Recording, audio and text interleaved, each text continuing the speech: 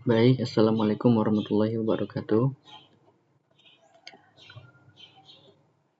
Pada tugas besar untuk mata kuliah statistika dan probabilitas, izinkan saya, Wahyu Eka Suroso dengan NIM 411222044 akan menjelaskan tentang permodelan probabilitas hujan di suatu daerah dalam satu minggu.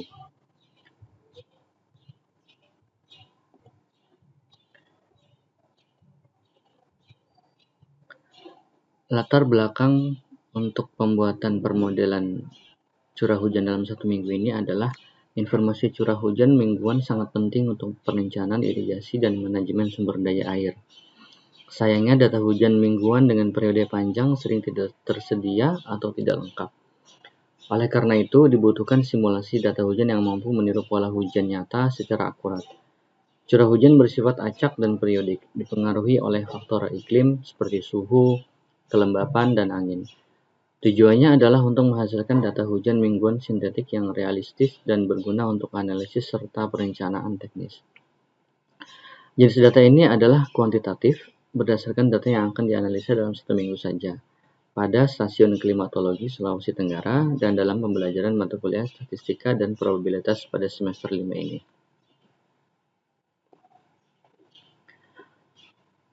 Identifikasi variabel acak.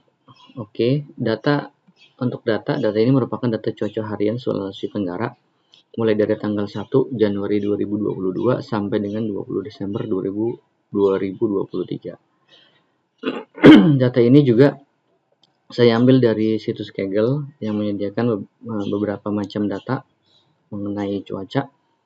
Kemudian tujuannya adalah untuk mengidentifikasi pola acak dan periodik dari curah hujan mingguan untuk simulasi dan prediksi. Mengapa dianggap variabel acak? Karena nilai curah hujan berbeda-beda setiap minggu, kemudian terjadi akibat pengaruh cuaca dan iklim yang berubah-ubah, kemudian tidak dapat diprediksi secara pasti namun bisa dimodelkan secara statistik. Jenis dan distribusi variabel acak kontinu karena data yang digunakan dengan pecahan, kemudian distribusi normal yang kita pakai karena distribusi ini simetris dan punya banyak aplikasi praktis seperti prediksi, kemudian statistik inferensial, dan lain-lain. Analisis. Data cuaca mingguan dianalisis sebagai gabungan dalam variabel sebagai berikut, seperti temperatur min, temperatur max, temperatur rata-rata, lembab rata-rata, curah hujan, dan cahaya jam. Analisis samping ini dilakukan untuk menghitung variabel, yaitu pertama menghitung rata-rata curah hujan mingguan, yang kedua menghitung rata-rata temperatur mingguan. Raw data tabel cuaca mingguan pada Stasiun Klimatologi Sulawesi Tenggara yang kita lihat di slide 5 ini diambil dari situs Kaggle. Kemudian data ini merupakan data cuaca Sulteng mulai dari tanggal 1 Januari 2022 sampai 20 Desember 2023 di wilayah Sulawesi Tenggara. Kemudian dengan lintang -4.05600 dengan bujur 122.44900 elevasi 30. Namun yang akan saya ambil adalah 7 hari atau 1 minggu pada tahun 2023 di bulan 12 di tanggal 1 sampai dengan 7.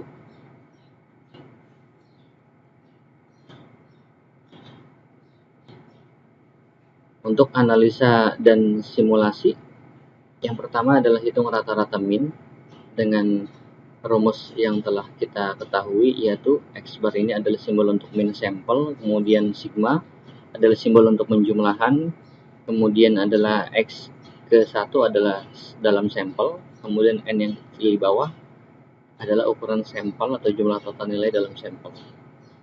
Kita lihat hitung rata-rata min dalam variabel temperatur min adalah 24,1, di mana ini didapatkan yang kita pakai di Microsoft Excel, yaitu dengan rumus sama dengan average kemudian rank, maka kita akan mendapatkan temperatur min. Setelah kita mendapatkan temperatur min, kita akan hitung variansi dengan rumus yang tertera di slide, di mana A pangkat 2 A kuadrat adalah variansi populasi, kemudian N besarnya adalah jumlah data atau populasi, kemudian X, I, data ke I, kemudian U, rata-rata min populasi, kemudian sigma, simbol penjumlahan, kemudian S1 dikurang simbol mikro, pangkat kuadrat, selisih kuadrat antara nilai data dan rata-rata. Maka kita akan dapatkan data dari tanggal 1 sampai tanggal 7, yaitu tanggal 1 23,2 dikurangi oleh min yang kita telah dapatkan 24,1, kemudian kita kuadratkan, maka hasilnya 0,81. Kemudian kita hitung seterusnya sampai dengan hari ke-7. Maka setelah itu kita masukkan ke dalam rumus tersebut, maka akan kita ketahui nilai variansinya sebesar 0,231. Setelah untuk temperatur min, kemudian kita akan hitung rata-rata min pada variabel curah hujan, atau kita sebut dengan CH, dengan rumus yang sama yang kita gunakan pada temperatur min, yaitu sama dengan average D5 rank sampai D11, maka kita akan dapatkan 6,97. Kemudian kita hitung 18,3 ini, kemudian 0,2 datanya, maka kita akan melihat dan kita dapatkan yaitu nilai variansi sebesar 64,96 pada curah hujan, pada variabel curah hujan. Kemudian probabilitas kejadian pada temperatur min, yang pertama kita hitung deviasi berdasarkan sampel, yaitu temperatur min kita dapatkan dengan rumus sama dengan ST def titik S, yang dimana S mewakili deviasi sampel. Kemudian kita hitung frekuensi yang sering muncul dengan rumus count if, rank ke rank, kemudian nilai unik. Maka kita akan dapatkan angka 11221, yang dimana saat 23,2 ini muncul satu frekuensi, kemudian 23,61, kemudian 24,2, 2 sebanyak 2 kali, 24,4 sebanyak 2 kali, yang terakhir adalah 24,7 sebanyak 1 kali. Kita lihat probabilitas dalam setiap nilai temperatur min ini adalah persentasenya adalah mulai dari atas 14,29, 2, kemudian 28,572, 14,291, yang dimana banyaknya kemunculan yang terjadi pada probabilitas temperatur min ini adalah pada rentang temperatur min 24,2 sampai 24,4, itu sebanyak 28,57%. Kemudian kita hitung lagi kejadian curah hujan, yaitu dengan STDEV titik S, dimana kita dapatkan 8,695. Kemudian kita akan hitung curah hujan yang tidak sama, atau kita coba remove duplikat dulu pada Excel-nya, yaitu kita dapatkan angka 11311 dengan rumus count if, rank, kemudian nilai unik, yang dimana nilai unik ini adalah nilai curah hujan yang ada pada sampel. Di antaranya 18,3 ini kemunculannya 1, kemudian 15,1 kemunculannya ada di 1, kemudian yang 0 pada 0 ada 3 kali, kemudian 15,2 ada 1 kali, kemudian 0,2 ada 1 kali.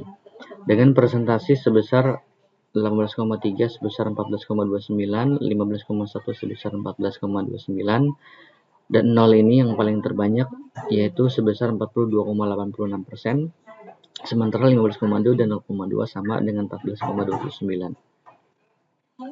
Tools yang kita gunakan pada simulasi ini adalah dengan menggunakan Microsoft Excel, yaitu dengan rumus average rank menghitung rata-rata atau min, kemudian var titik per rank menghitung variansi, bisa juga, kemudian normal titik distance x, min, standar deviasi, kemudian true, yaitu menghitung probabilitas berdasarkan distribusi normal.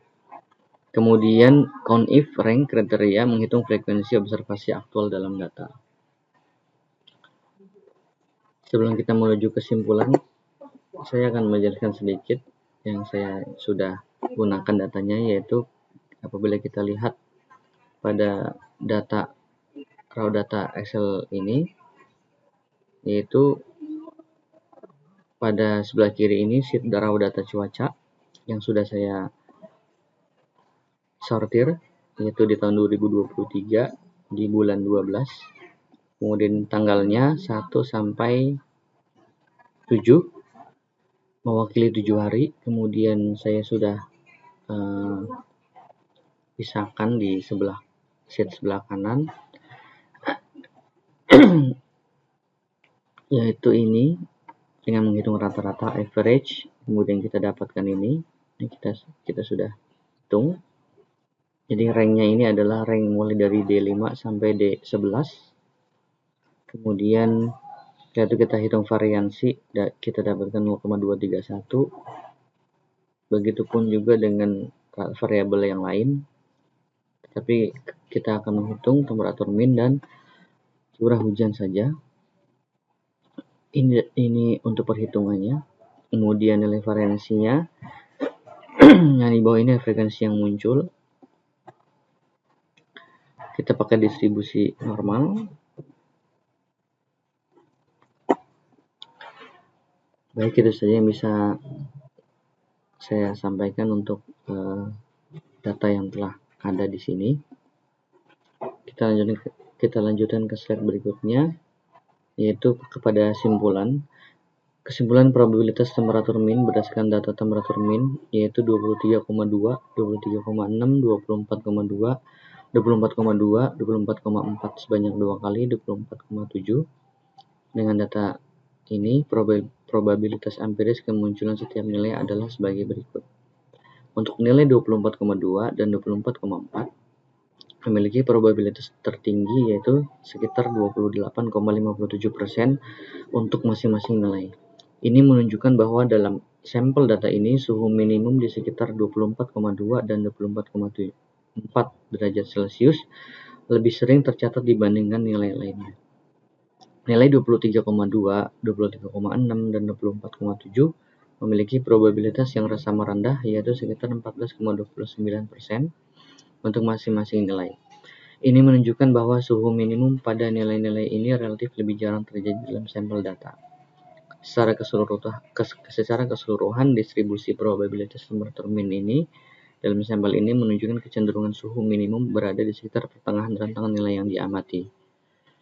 Untuk kesimpulan probabilitas curah hujan, berdasarkan data curah hujan pada sampel berikut, kemunculan setiap nilai sebagai berikut. Untuk nilai 0 memiliki probabilitas tertinggi, yaitu sekitar 42,86, yang mengindikasikan bahwa dalam periode waktu yang dipresentasikan oleh sampel data ini tidak terjadi curah hujan lebih sering dibandingkan nilai curah hujan lainnya.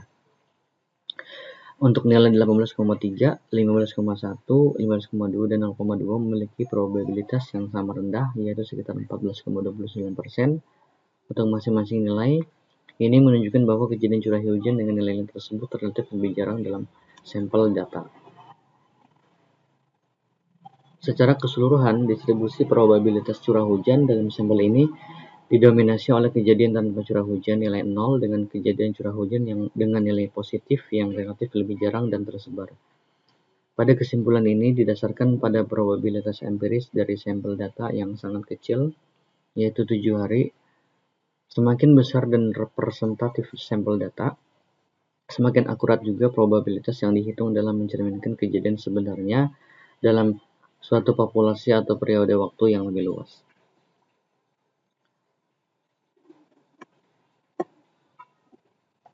Untuk itu saja yang dapat saya sampaikan pada kesempatan kali ini. Terima kasih atas segala perhatiannya. Wassalamualaikum warahmatullahi wabarakatuh.